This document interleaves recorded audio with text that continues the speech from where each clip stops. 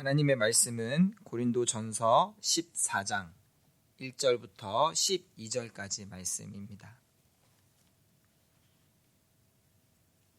14장 1절부터 12절까지 말씀입니다.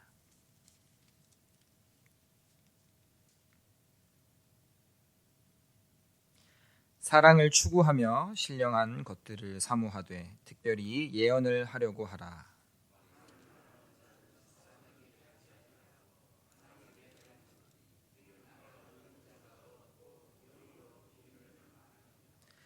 그러나 예언하는 자는 사람에게 말하여 덕을 세우며 권면하며 위로하는 것이요.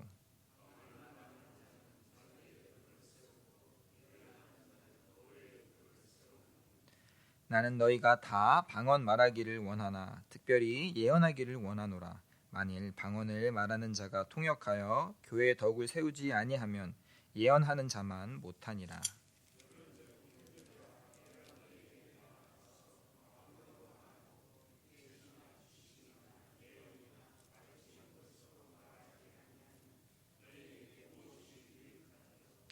혹 필이나 검은 고와 같이 생명 없는 것이 소리를 낼 때 그 음의 분별을 나타내지 아니하면 필이 부는 것인지 검은 고 타는 것인지 어찌 알게 되리요.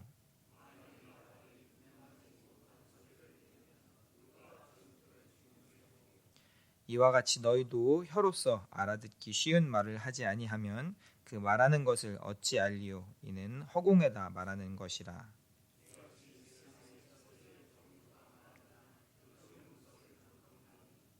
그러므로 내가 그 소리의 뜻을 알지 못하면 내가 말하는 자에게 외국인이 되고 말하는 자도 내게 외국인이 되리니 그러므로 너희도 영적인 것을 사모하는 자인즉 교회의 덕을 세우기 위하여 그것이 풍성하기를 구하라.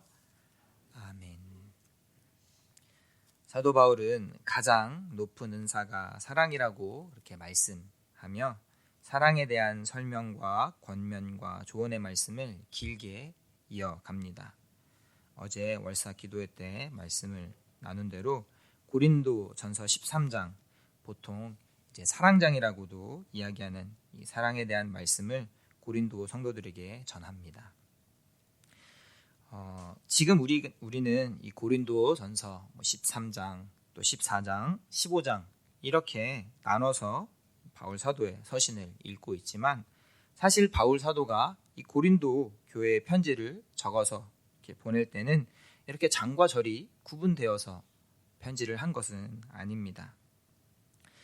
바울 사도가 물론 고린도 교회에 편지를 하면서 일정하게 내용의 중요에 따라서 또 말씀을 전하는 이 흐름에 따라서 무엇보다도 성령 하나님의 조명하심에 따라서 이 말씀을 조리 있게 또 일목요연하게 정리해서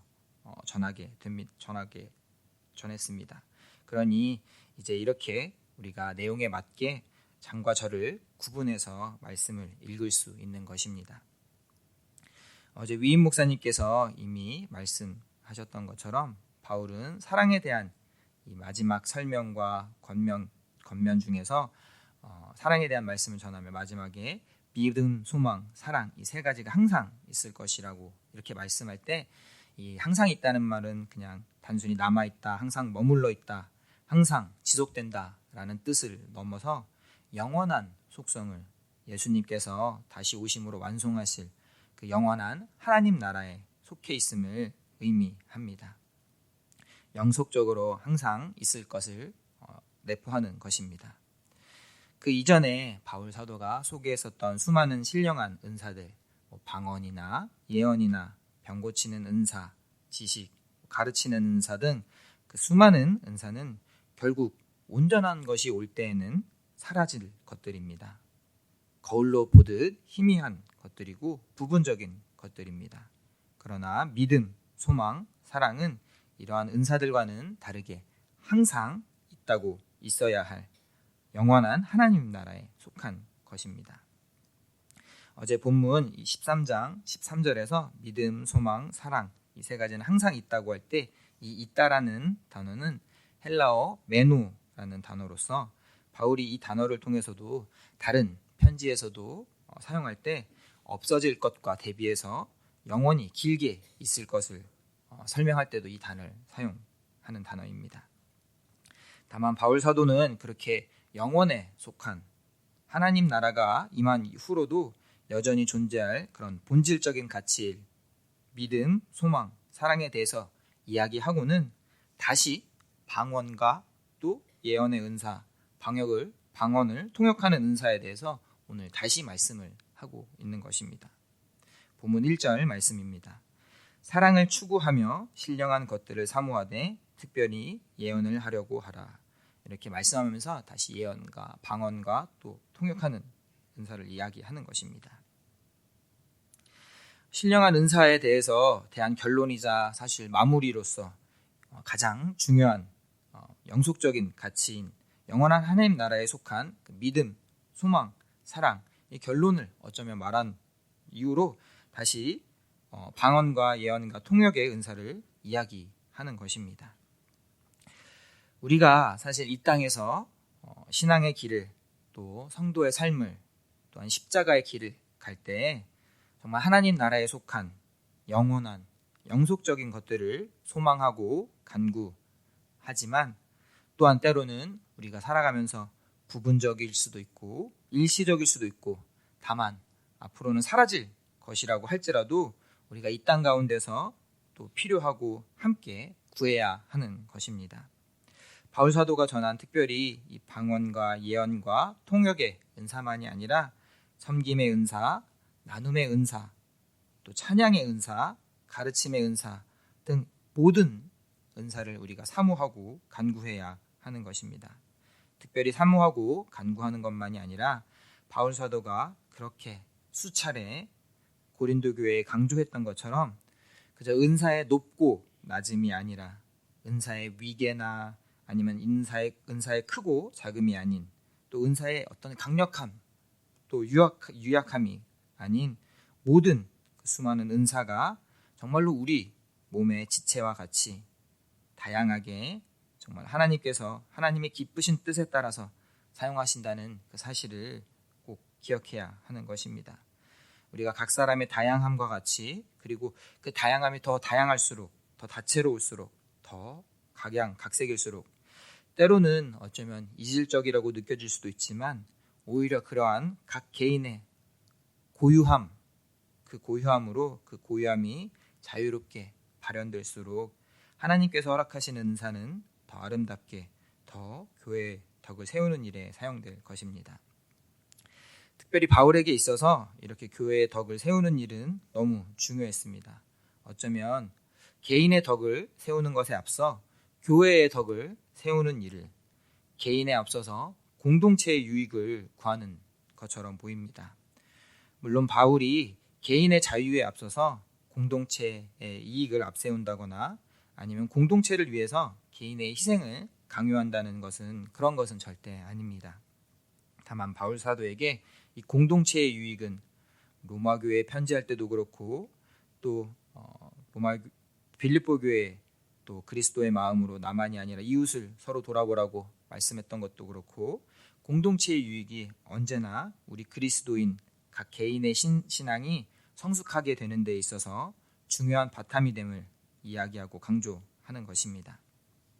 그렇게 믿음, 소망, 사랑에 대해서 이야기하고 이어서 방언과 예언의 은사 중 개인의 유익보다 교회의 덕이 되는 예언의 은사를 다시 이야기하며 강조하고 있습니다. 본문 7절에서 11절의 말씀은 방언으로 이야기하며 혹시라도 실제로 소통이 되지 않을 때 서로 의사가 전달되지 않을 때에 대해서 비유의 말씀을 합니다. 다만 본문의 말씀은 다시 오래전에 아담의 자손 가운데서 바벨탑의 사건을 떠올리게 합니다. 하나님께서 교만한 인간에게 말을 통하지 않도록 하여 흩어지게 한 것입니다. 그리고 오순절이 되어서야 성령 하나님께서 이제 이방인과도 소통할 수 있는 놀라운 일들을 이루어 주십니다. 그러나 또 다시 이 은사로 인해서 우리의 교만으로 인해서 나누어지고 분리하게 되는 바벨과 같은 똑같은 심판의 길로 나아갈 것에 대해서 고린도 교회에 염려하며 이렇게 말씀을 전하는 것입니다. 우리 가운데는 혹시라도 이 공동체의 유익을 위해서 나 아닌 다른 개인의 희생이나 봉사를 요구하는 그러한 모습이 아니라 정말 공동체의 유익을 위해서 내 자신이 진실로 내가 먼저 봉사와 섬김의 자리를, 또 나의 작은 희생의 자리를, 그렇게 나의 십자가의 길을, 교회에 덕을 세울 수 있는 그런 일이 있어지기를 원합니다. 다른 이의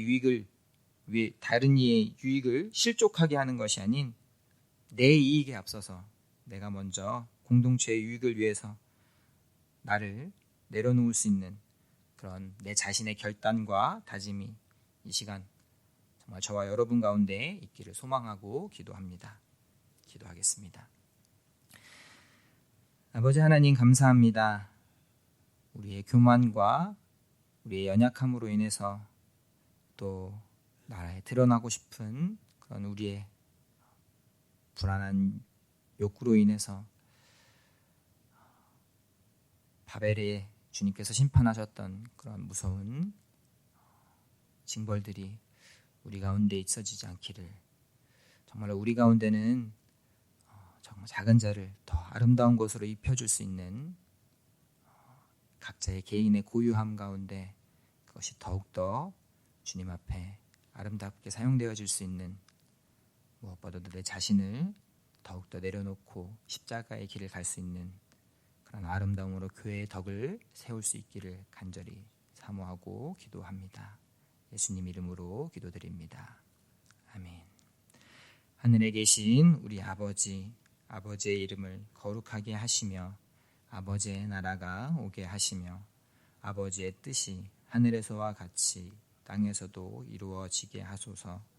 오늘 우리에게 일용할 양식을 주시고 우리가 우리에게 잘못한 사람을 용서하여 준 것 같이 우리 죄를 용서하여 주시고 우리를 시험에 빠지지 않게 하시고 악에서 구하소서. 나라와 권능과 영광이 영원히 아버지의 것입니다. 아멘. 이 시간 우리가 함께 기도하실 때에는 교회를 위해서 먼저 기도할 때 위임 목사님을 위해서, 목사님의 건강과 목사님의 사역을 위해서, 또 목사님의 가정을 위해서 기도하고, 특별히 또 새로 모실 담임 목사님을 위해서 우리가 한 마음으로 기도했으면 좋겠습니다.